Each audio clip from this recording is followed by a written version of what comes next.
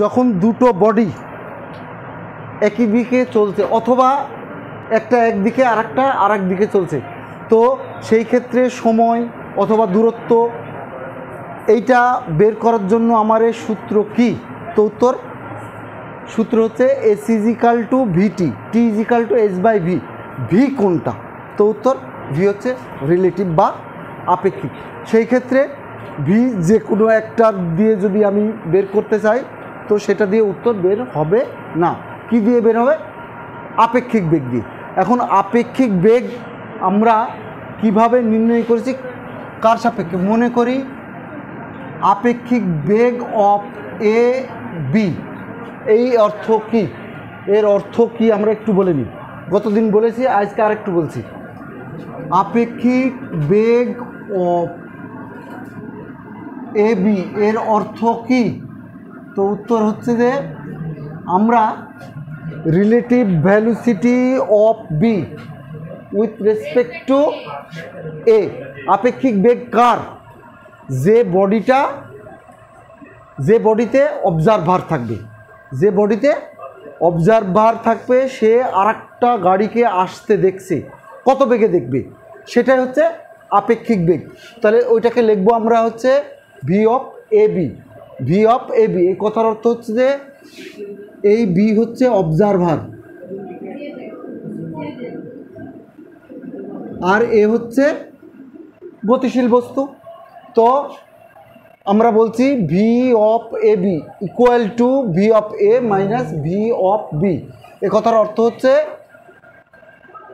এর সাপেক্ষে relative velocity of B with respect to A. এই ভাষাটার অর্থ হচ্ছে relative velocity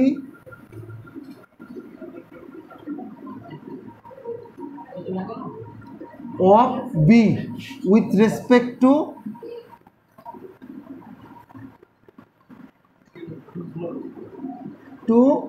A with respect to B, relative velocity of A with respect to B। আমরা এখানে কি লিখলাম?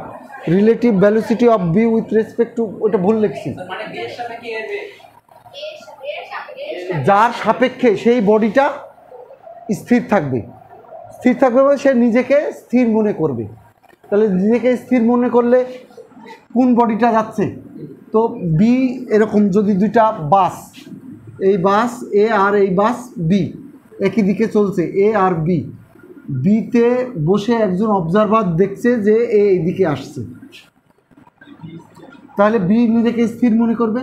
তাহলে সেই কথাটা আমরা লিখবো V of A B relative velocity of A with respect to B, relative velocity of A with respect to, এই কথার অর্থ এই relative velocity of A with respect to B. এটা বি এর সাপেক্ষে, বি স্থির, যার সাপেক্ষে সে স্থির হবে, এটুকু মনে রাখবে। এই পড়াটা আমরা গতিবিদ্যা যখন পড়বো 2 ডাইমেনশন 1 ডাইমেনশন, তখন এটাকে একটা ক্লাসই হবে এই রিলেটিভ ভ্যালোসিটির ওপর, ঠিক আছে? তো আজকে আমরা শিখব হচ্ছে রিসলিউশন অফ ভেক্টর। এর বাংলা হচ্ছে ভেক্টরের বিভাজন। ভেক্টরের বিভাজন মানে ভেঙে ফেলা একটা ভেক্টর। দেখো আমরা এই একটা ভেক্টর এ, এই একটা ভেক্টর বি, এদের অ্যাড করেছিলাম কিভাবে? সামান্তরিক সূত্র দিয়ে। কি পেয়েছিলাম? লব্ধি আর। তো লব্ধি আর ইজ ইকাল টু কি পেয়েছিলাম? এ প্লাস বি। এ আর বি দুটো ভেক্টর থেকে লব্ধি পেয়েছিলাম, দুটো ভেক্টরকে যোগ করলে লব্ধি পাওয়া যায়, এটা আমরা শিখে নিয়েছিলাম। এইবার যেটা করব সেটা হচ্ছে এই আরই আছে, এ আর বি চাই, আরকে ভেঙে দুটো অংশে বিভক্ত করব, একটা এই দিকে, একটা এর উপর পারপেন্ডিকুলার, এর উপর পারপেন্ডিকুলার, এই দুই অংশে বিভক্ত করতে চাই আর ভেক্টরকে। তো এই যে বিভক্ত অংশটা হবে এটা আর ভেক্টরের কে কম্পোনেন্ট বলবো। কি বলবো? আর ভেক্টরের কম্পোনেন্ট। মনে করো এ আর এদিকে বি। আগে কি কাজ করেছিলাম? দুটো ভেক্টর এক বিন্দুতে ক্রিয়া করেছিল, লব্ধি পেয়েছিলাম।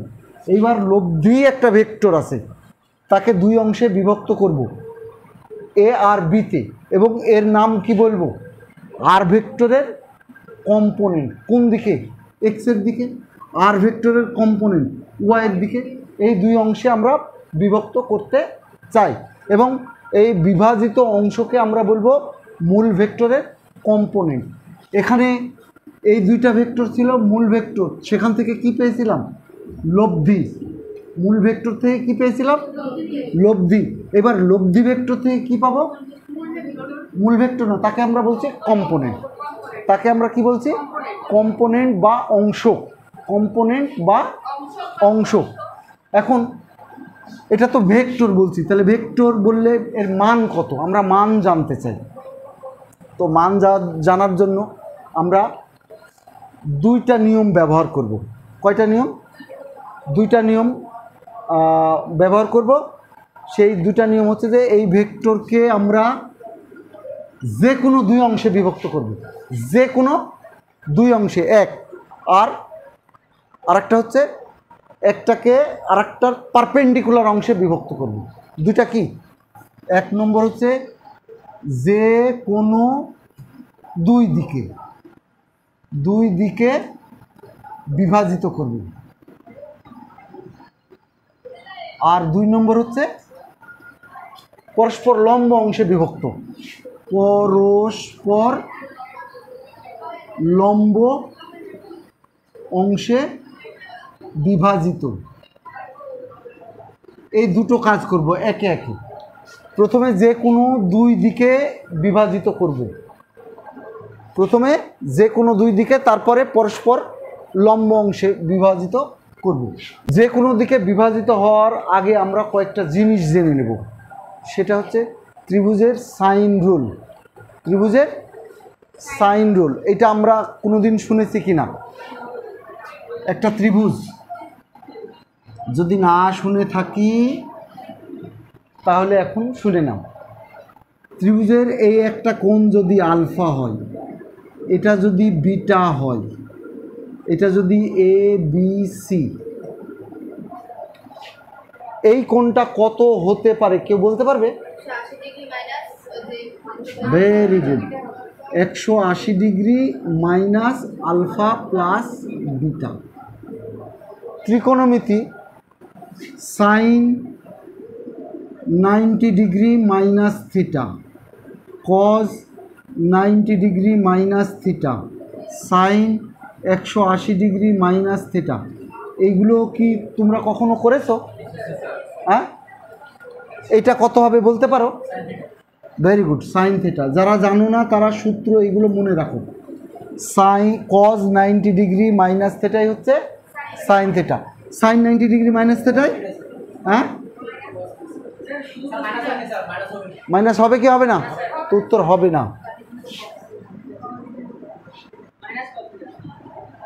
সাইন 180 ডিগ্রি মাইনাস থিটাই কি হবে? উত্তর সাইন থিটা। যারা এই জিনিসগুলো জানা নাই তারা ত্রিকোণমিতি থেকে এগুলো জানবে। এগুলো কি সূত্র, এগুলো সূত্র। আচ্ছা, আরেকটা জিনিস যদি বলি, আলফা প্লাস বিটা এটা যদি 90 ডিগ্রি আমরা ধরি, তাহলে বিটা সমান কত লিখব? 90 ডিগ্রি মাইনাস আলফা। উভয় পক্ষে যদি সাইন নিই, sine of beta is equal to sine 90 degree minus alpha সমান, এটা কত লেখা যাবে? কে এই যে কিছুক্ষণ আগে লিখছি, কত হবে? কস অফ আলফা। আলফা নিয়েছি যেহেতু, এইটা বুঝলে কি না? আচ্ছা, এই সূত্রগুলো আমার লাগবে পর্যায়ক্রমে। ওকে, তো ত্রিভুজের সাইন রুল, ত্রিভুজের সাইন রুল এইটা আবার কি? তো এই সাইন রুল শোনো, এটাকে আর একটা নিয়মেও বলা যায়, সেটা হচ্ছে লামির উপপাদ্য। যখন তোমরা পড়বে সেটা কি, এই বাহু অপোজিট কোণের সাইন, এই বাহু অপোজিট কোণের সাইন, এই বাহু অপোজিট কোণের সাইন, এরা পরস্পর সমান। ঠিক আছে, এই বাহু অপোজিট কোণের সাইন, এই বাহু অপোজিট কোণের সাইন, এই বাহু অপোজিট কোণের সাইন, এরা পরস্পর সমান। ঠিক আছে, এটাকে ত্রিভুজের সাইন রুল বলছে। দেখাই, মনে করো এই বাহু, কি বাহু, এসি ডিভাইডেড বাই এর অপোজিট কোণ কোনটা, sine of 180 degree minus alpha plus beta equal to এই বাহু এবি বাহু ডিভাইডেড বাই এবি বাহু অপোজিট কোণকে সাইন অফ আলফা, কে বলো, এবি বাহুর অপোজিট কোণকে সাইন অফ আলফা না, আসলে বেটাই। কেন বিটা? এই অপোজিট কোণ কোনটা, এইটাই তো আমি বলছি আলফা, তোমরা আমার সাথে একমত? তো আমি তো দিয়েছি বিটাই, তো আমি ঠিকই দিয়েছি, কিন্তু তোমার কনসেন্ট্রেশন এদিকে নিয়ে আসার চেষ্টা করছি যে তোমরা বুঝছো কি না। অ্যাকচুয়ালি এই বাহুর অপোজিট কোণ তো দেখতে পাচ্ছি বিটা, আমি সাইন বললে তো হবে না।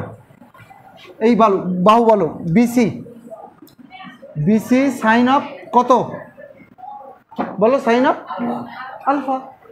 এবার বুঝতে পেরেছ? তাহলে কি লিখলাম, একটা বাহু অপোজিট কোণের সাইন, একটা বাহু অপোজিট কোণের সাইন, একটা বাহু অপোজিট কোণের সাইন, এরা পরস্পর সমান। এটা শোনার পরে আমরা কি করতে যাচ্ছি, যে কোনো দুই দিক একটা ভেক্টরকে বিভাজিত করতে যাচ্ছি। ভেক্টরকে নিবে কোনো একটা ভেক্টর, মনে করো ফোর্স নাও, ফোর্স একটা ভেক্টর যাকে আমি আর দিয়ে রিপ্রেজেন্ট করছি। এই ভেক্টরকে যে কোনো দুই দিকে ভাগ করব, বিভাজিত করে দেব। মনে করলাম এই ভেক্টরের সাথে এই কোণ আলফা, এদিকে বিভাজিত করছি, এটা হচ্ছে বিটা। এই কোণ কত, বিটা। এই কোণ কত, আমরা এখন এই অংশটুকু জানতে চাই কত, এই অংশটুকু জানতে চাই কত। তো এর জন্য আমরা এটাকে একটা সামান্তরিকে রূপ দিই।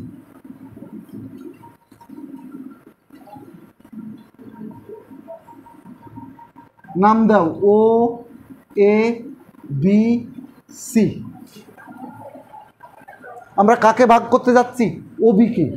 কোন অংশে, ও এ এবং ও বি অংশে। ও এ এবং, অর্থাৎ ও এ কে আর দ্বারা প্রকাশ করব, ও বিকে আর এর মাধ্যমে প্রকাশ করতে চাই। বিষয়টা কি বুঝতে পেরেছ? আচ্ছা দেখো, এই আচ্ছা এই ভেক্টর আমরা জানি না, এক্স বলো, এটা ওয়াই বলো। এই ভেক্টরের মান কত, এদিকের ভেক্টরের মান কত, এক্স, এদিকের ভেক্টরের মান কত, ওয়াই। ইচ্ছা তোমার, তুমি এটা এক্স না নিয়ে পি নিতে পারো, এটা ওয়াই না নিয়ে কিউ নিতে পারো, ইচ্ছা তোমার। ওকে, এখন কি করতে চাই, এই এক্সকে আর এর মাধ্যমে প্রকাশ করতে চাই। এটা যদি আলফা হয়, এটা যদি বিটা হয়, এটা কত বলো তো? কিছুক্ষণ আগে শিখলাম বা শিখিনি, ধরেছি। এইটা কত বলো, এই কোণটা কত বলো না, ও বলো। 180 degree minus alpha plus beta. কে বলে, কে যেন বলেছে? আমরা ওই টার্মে নিয়ে আসছি কিছুক্ষণ আগে যে সূত্র শিখলাম। ওকে, এইবার ত্রিভুজ পেয়ে গেলাম ও A B C. O A B, এই ত্রিভুজে সাইন সূত্র লাগা দিই। সাইন সূত্র কি, এক্স ডিভাইডেড বাই অপোজিট কোণের সাইন, কী হবে বলো দেখি, সাইন অফ বিটা। ঠিক না ভুল?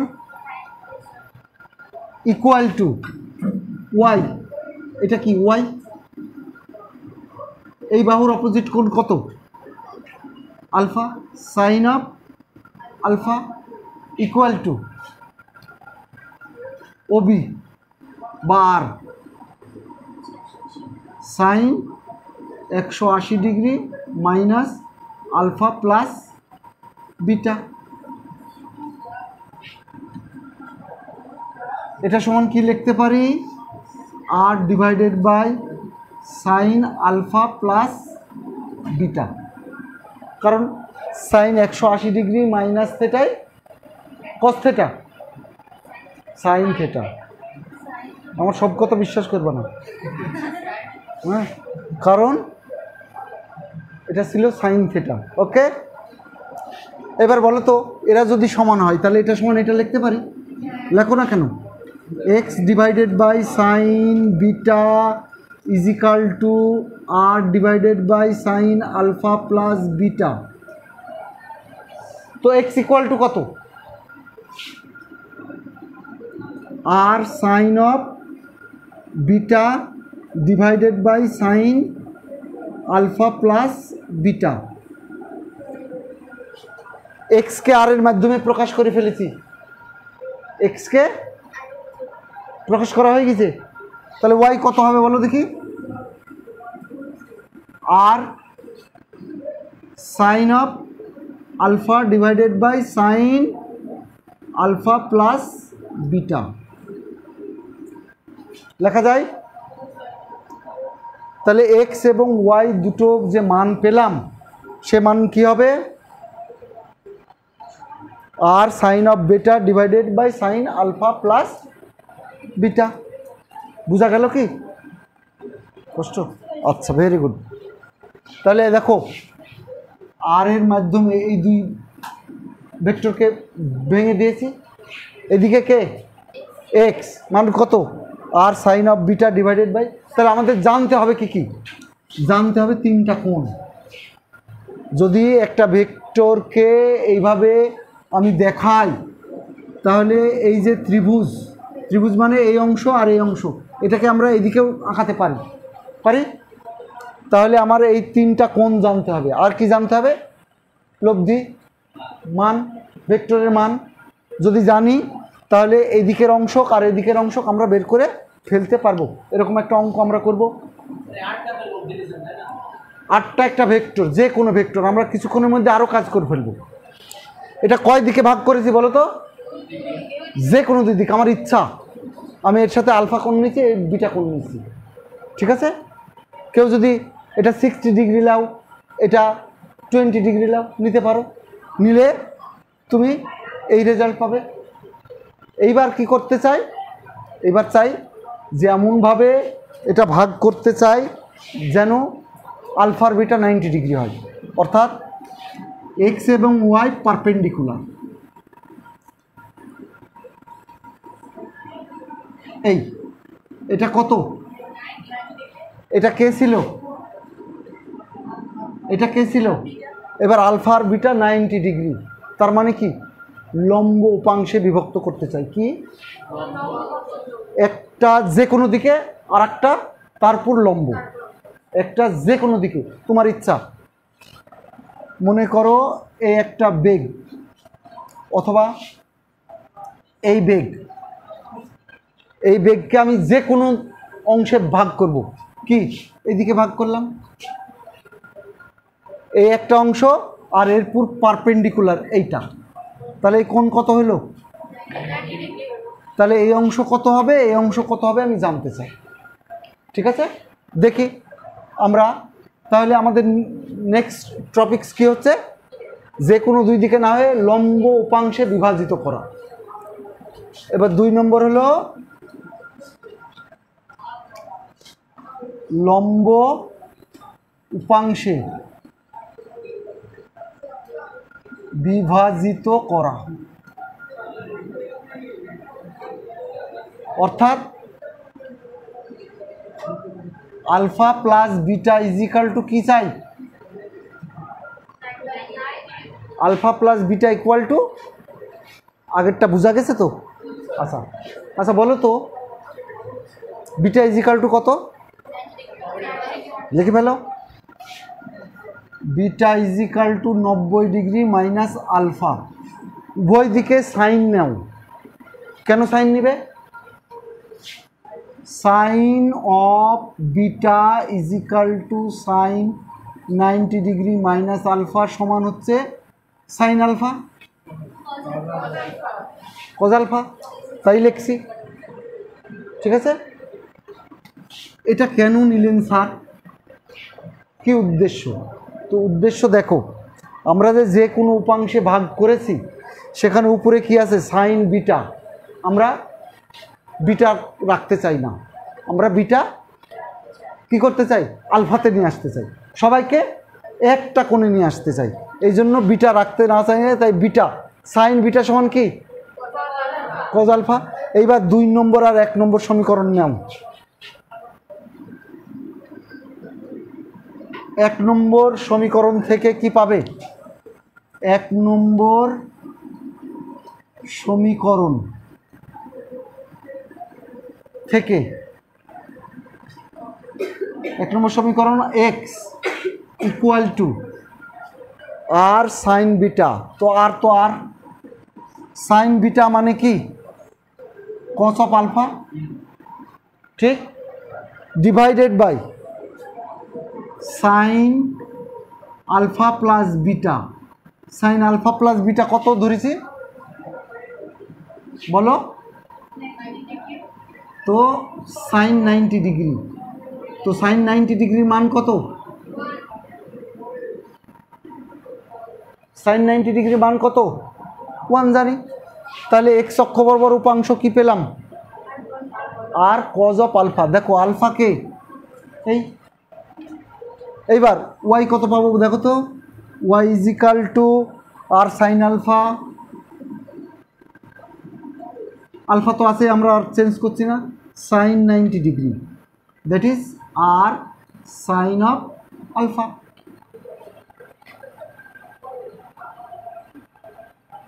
ঠিক আছে, কি পেলাম, পেলাম এরকম যে এই ভেক্টর ফোর্স এর এদিকের অংশ কত, এটা যদি থিটা হয়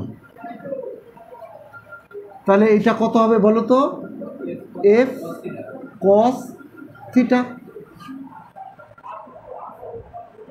এবার আলফা জায়গায় থিটা ধরেছি, ফের এর পারপেন্ডিকুলার এটা কত হবে, এফ সাইন থিটা। 2 অংশে বিভক্ত করে ফেললাম, একটা যার সাথে থিটা সেদিকে কি হবে, কস, সারা জীবন মনে রাখবা, যার সাথে থিটা সে হবে কস, আর তার পারপেন্ডিকুলার সাইন, মনে থাকবে। ওকে, তো আমি এখন 2-1টা কাজ দিই।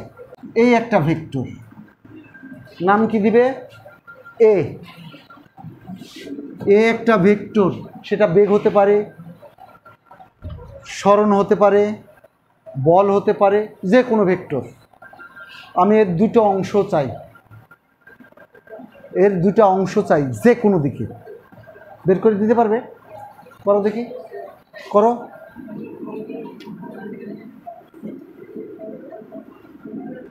আমি 2টো অংশ করে ফেলেছি পারপেন্ডিকুলার, সেটা ধরো, তাহলে এটা হবে এ কস থিটা, একবারে সহজ। এটা কি, এ সাইন থিটা। ফের দেখো এই ভেক্টর ছিল, এই উপাংশ, এইটাকে আমি থিটা ধরলাম, দ্যাট ইজ এটা হবে এ কস থিটা, এটা হবে এদিকে হবে এ সাইন থিটা। তো নিয়ম কি, নিয়ম হচ্ছে যার সাথে থিটা ধরবো সেদিকে দিব কস। ওকে, দেখো এইটা যদি আমি থিটা ধরি তাহলে এটা এ কস থিটা, এটা এ সাইন থিটা। আমি যদি এইটা থিটা ধরি তাহলে এ কস থিটা, এ সাইন থিটা। দেখো তো আমরা যে প্রবলেম করতে যাচ্ছিলাম ওই পার নদী পার হওয়ার জন্য, এটা কি ছিল, বেগ ছিল কার, সুইমারের। যদি তুমি এই থিটা জানো অথবা এটা জানো, এদিকের বেগের অংশ জানি ফেললা, টাইম দিয়ে সরণকে বেগ দিয়ে ভাগ করলে তুমি কি পেয়ে গেলা, টাইম। সহজ ছিল। ওই যে যেখানে আমরা বাধা পড়ে গেছিলাম যে এটা তো আমি শেখাইনি, অথচ তার অ্যাপ্লিকেশান করতে গেছি। এই জন্য এই কাজ ছিল সেই কাজ, যে এইদিকে কীভাবে হুট করি এ সাইন থিটা লিখছিলাম, এ কস থিটা নিচ্ছিলাম, প্রবলেম হচ্ছিল। এখন কি প্রবলেম থাকবে কি থাকবে না? বুঝতে পেরেছ? হ্যাঁ কি? ওকে, তাহলে একটা অঙ্ক করা যাক। তোমার কাছে কি বই আছে? অক্ষরপত্র। দেখি, আমরা দুটো সূত্র শিখেছি, বলো সূত্র দুটো কি লিখে ফেলো।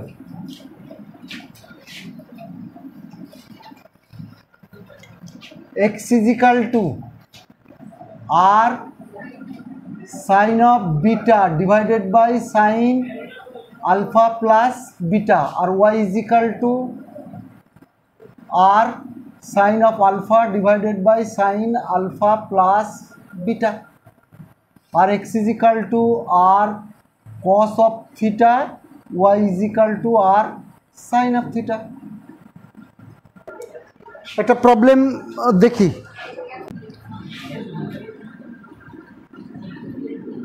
x y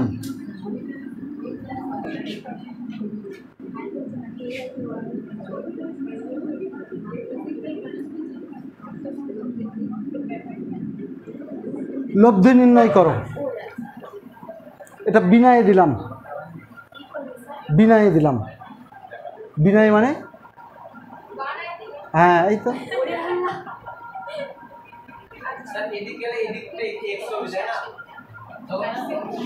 আমি কিচ্ছু জানি না, তোমরা এখন করবা F1, এটা F2, এটা F3, এটা F4।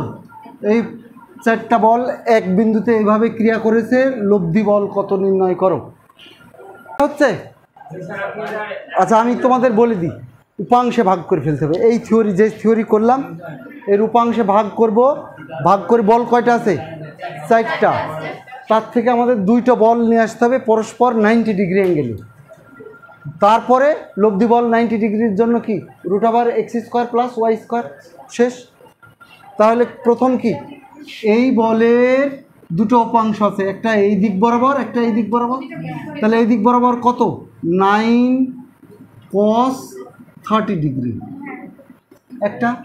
এই দিক বরাবর কত? 9 sin 30 ডিগ্রি। এই বল, এই বলের এই দিকের উপাংশ কত? তো উত্তর হচ্ছে যে 10 cos 37। আর এদিকে কত?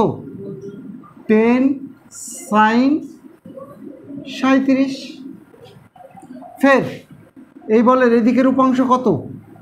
12 cos 47। এদিকের উপাংশ কত? 12 sin 47। ওকে, এই বলের এদিকের উপাংশ কত? তো এদিকের হচ্ছে 15 cos 60, আর এদিকে হচ্ছে 15 sin 60। দেখো এখন এই বলগুলো বাদ হয়ে গেল।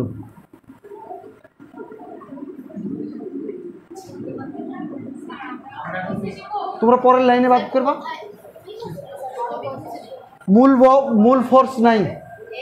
এখন এই দিক, সব দিকে 2টা করে ফোর্স, সব দিকে। তাহলে এই দিকের ফোর্স কি করব আমরা? যোগ করব। তাহলে এর মান কত বলো তো? cos 30 কত? 0.86। এই ম্যাথ দিব, তোমাদের বলেছি যে ডিজিটাল মান মুখস্থ করে দিবা, বলেছি না? বললে আজ বলে দিলাম, ক্যালকুলেটর সব সময় চলাবে না।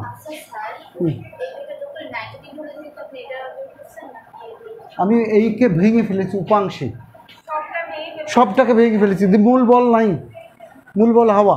এখন এদিকের বল কত? এটা বলো, ক্যালকুলেটর চিপো। 7.79। এটা কত?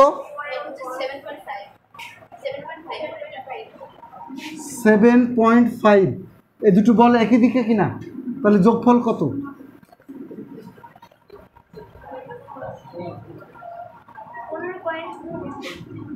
15.29। সবে এক লাইন পর পর করবে, এত নিউটন। তার মানে এদিকে বল কে হলো? 15.29 29। ওকে, এদিকের বল বলো। এটা কি সাইন 30 কত হলো? হ্যাঁ,